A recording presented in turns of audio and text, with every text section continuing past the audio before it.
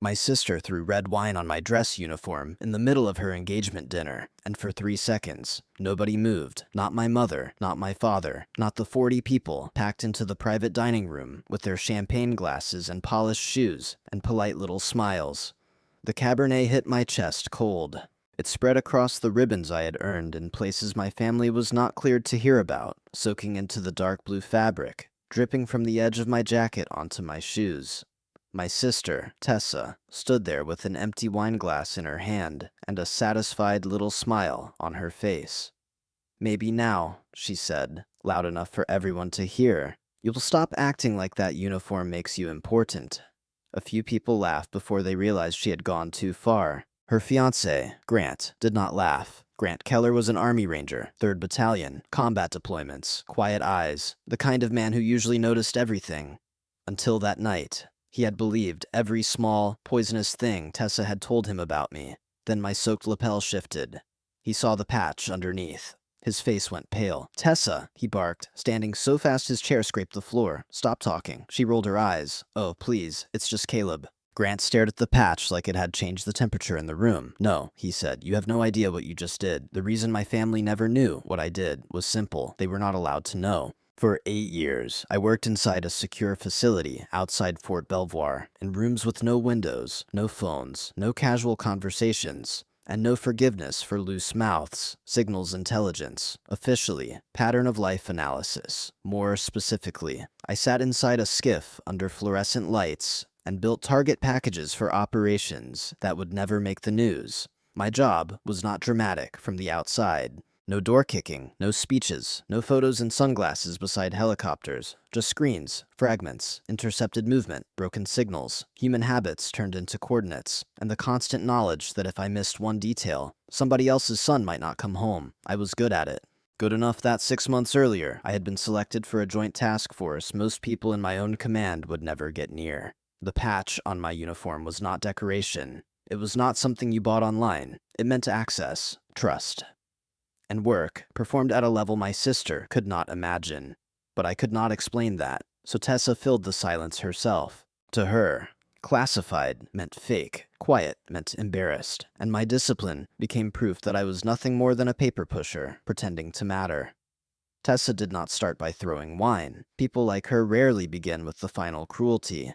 They test the room first. They learn who will laugh, who will look away, and who will help them turn someone else into a joke. At Thanksgiving, she called me Captain Clipboard because I left early for a shift. At my mother's birthday dinner, she told our cousins not to ask about my job because Caleb gets weird when he has to admit he files reports for a living. At Christmas, when I stepped outside to take a secure call, she smiled across the table and said, "Don't worry, everyone. National security probably needs someone to alphabetize folders." My parents never corrected her. Sometimes my mother gave me that tight little smile that meant I should be mature enough to take it. My father usually made it worse. He would clap me on the shoulder and say, "Somebody has to keep the office lights on." "Right, son," everyone laughed. I let them. Not because it did not hurt, not because I agreed.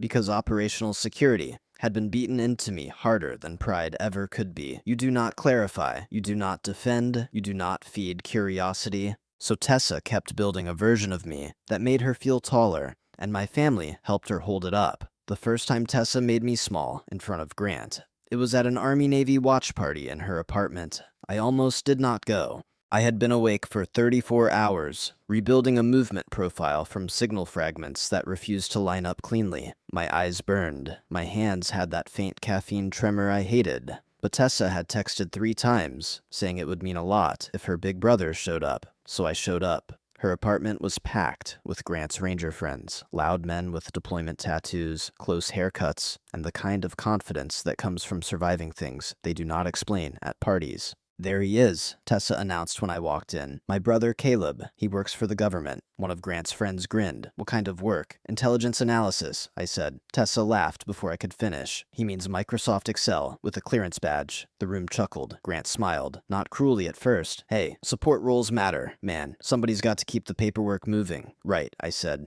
I stayed 40 minutes. Tessa kept going, filing jokes, spreadsheet jokes, little comments sharpened just enough to cut. When I left, Grant followed me to the door. "You really do intel?" he asked. "Yes," where I can't say. He nodded like he understood. His eyes told me he didn't. The second escalation came through my father. He called me on a Wednesday afternoon while I was eating a protein bar in my car outside the facility. Trying to remember whether I had slept the night before. "Transmission's gone," he said. "Shop says it's going to be 4,600.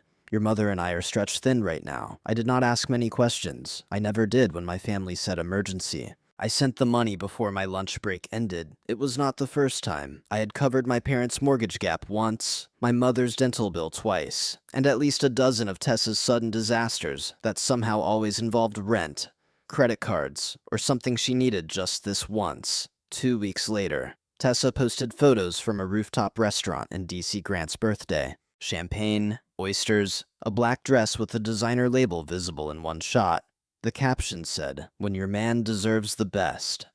I called my father. He admitted he had given Tessa $2,300 from the transmission money. "She wanted to do something special for Grant," he said. "You know how important this relationship is." I sat there gripping the phone, deciding whether the betrayal was the money or the assumption that I would swallow it. Then my work phone rang. A situation was developing overseas, so I hung up and went back inside. Tessa announced her engagement at 11:18 p.m. on a Tuesday. I know the exact time because I saw the missed call log later, after I stepped out of the skiff with a headache sitting behind my eyes and 17 voicemails waiting on my personal phone.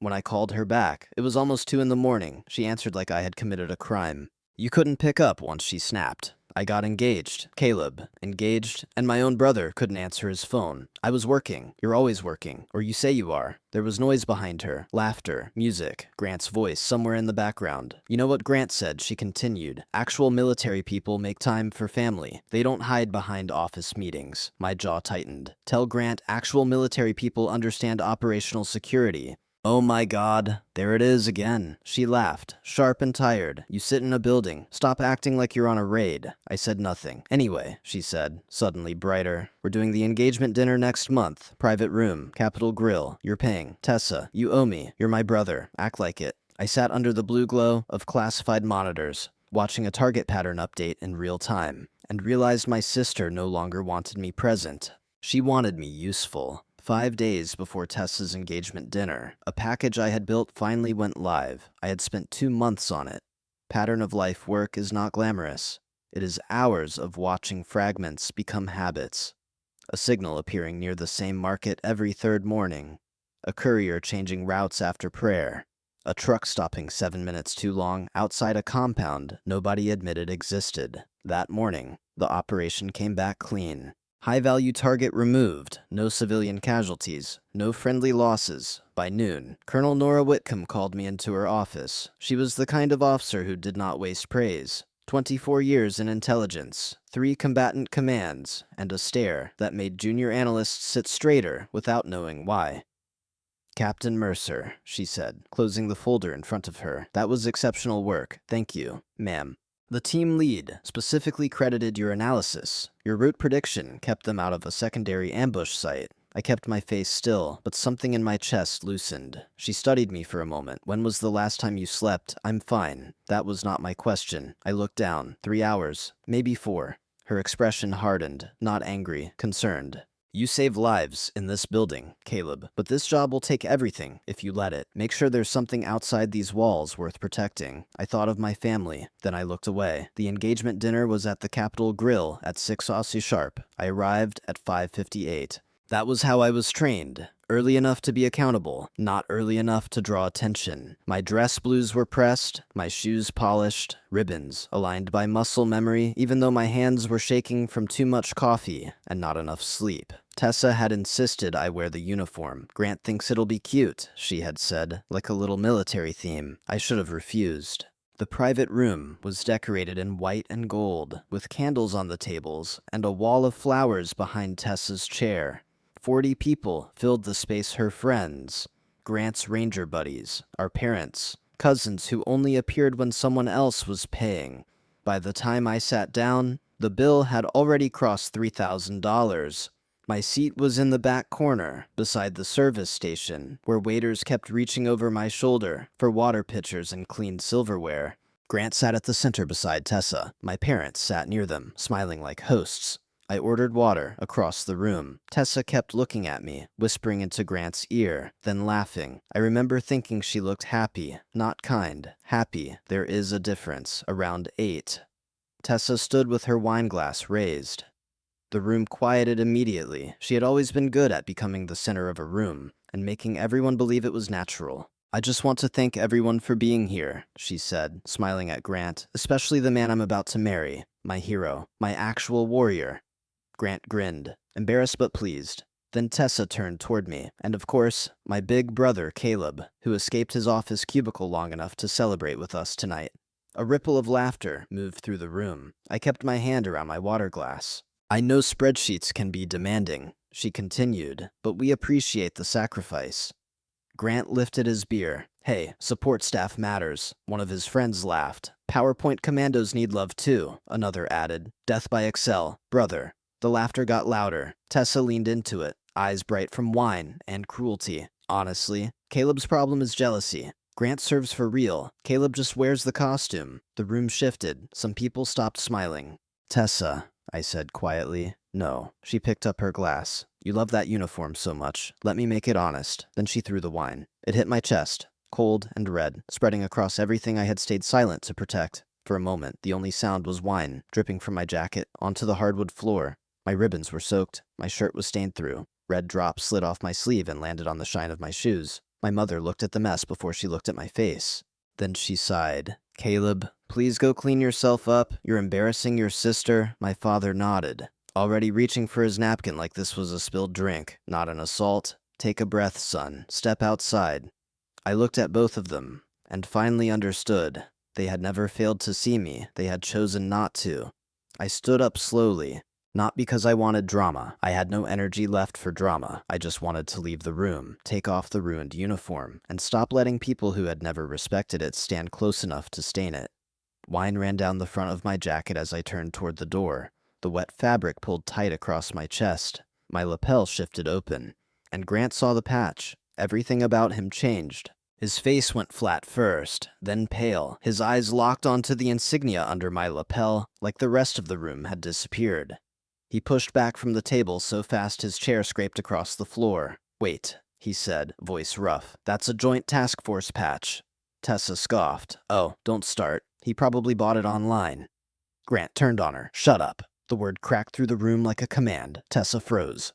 Grant looked back at me, and this time he really looked. At the patch, at the ribbons, at the exhaustion in my face. "You're a targeter," he said quietly. "You build packages for units like mine." I said nothing. I did not have to. Grant swallowed hard. "Jesus," he whispered. "We've been laughing at the man who kept people like me alive." Grant looked at me like the last 10 minutes were replaying in his head and making him sick. "How long since you slept?" he asked. I should not have answered, but I was too tired to build another wall. 3 hours, I said. 5 days ago. His jaw flexed. "Working, yes." He turned back to Tessa slowly. "This man has been running operations-level analysis on no sleep. Paid for this dinner, sat in the worst seat in the room, and listened while you called him nothing." Tessa's eyes filled instantly, not with remorse, panic. "Grant, I was joking." "No," he said. "You were performing cruelty." "Please don't do this here. You did it here." The room went still again. Grant removed her hand from his sleeve when she grabbed him. "The wedding is off." Tessa made a sound like the floor had disappeared beneath her. My mother started crying. My father stood up, red-faced and useless. Grant looked at his ranger friends. "We're leaving." They stood without a word. Before Grant walked out, he stopped in front of me, heels together, spine straight. Then he saluted. "Captain Mercer," he said, voice tight. "I apologize for my disrespect. It was inexcusable." I returned the salute. "At ease, Ranger." After Grant and his friends left, the room collapsed into noise. Tessa was sobbing into both hands. My mother kept saying her name like repetition could stitch the night back together. My father tried to speak to people near the door, probably already searching for the version of the story that made us look least guilty. I stood there in the middle of it, wine drying cold against my shirt. One of Tessa's friends approached me carefully. "I'm sorry," she said. "You didn't deserve that." "Thank you. It was more than my family had managed." I started toward the exit, but my mother stepped in front of me. Caleb, wait. You can't leave like this. Your sister is devastated. She threw wine on me. She made a mistake. You told me to clean myself up because I was embarrassing her. Her mouth opened, then closed. What do you want me to do? I asked. Hide better, lie harder, let her keep humiliating me so nobody has to know she was wrong. My mother's face crumpled. She's your sister. I looked past her at Tessa, still crying because her consequences had arrived. Then she should have remembered I was her brother. I walked out. In the parking lot, my phone started buzzing. Tessa, Mom, Dad. I blocked all three before I started the car. I had driven maybe 10 minutes when my phone rang from an unknown number. I almost ignored it. Then I thought of Grant's face when he saw the patch, and I answered, Captain Mercer. He said. His voice was controlled now, but strained. This is Grant Keller. I wanted to apologize properly. I kept my eyes on the road. You already did. Not enough. What I said at the watch party, the support staff joke, all of it. I disrespected your work because I trusted what Tessa told me. That's on me. I did not respond. He continued anyway. I know what targeters do. I know men come home because someone like you found the pattern before we walked into it. I should have known better. The road blurred under the streetlights. Why didn't you correct her? He asked after a moment. Any of the times she said that stuff. Operational security, I said. And maybe I kept hoping my own sister would care enough to look closer. Grant was quiet. That was a bad bet, he said. Yes, for what it's worth. My guys know now. People will hear what happened. You don't have to do that. I know, he said, but she needs to learn what dishonor costs. After we hung up, I drove home in silence, still smelling wine on my uniform. The fallout did not arrive all at once. It came in waves. By morning, Tessa had called from 6 different numbers. By lunch, it was 11. By dinner, 17. I answered none of them. Her voicemails shifted from sobbing to rage to accusation. You ruined my life. Grant won't talk to me. People are calling me cruel. Mom says you need to fix this. I deleted every message. The next afternoon, my father showed up at my apartment. He looked older than he had at the restaurant, but not sorry. Just tired in the way people look when consequences have become inconvenient. Your sister's falling apart, he said. That sounds hard. He flinched. Don't be cold. Caleb, I learned from professionals. He ignored that. You could tell Grant it was a misunderstanding. It wasn't. Tell him the patch didn't mean what he thought. You want me to lie about my service so Tessa looks better.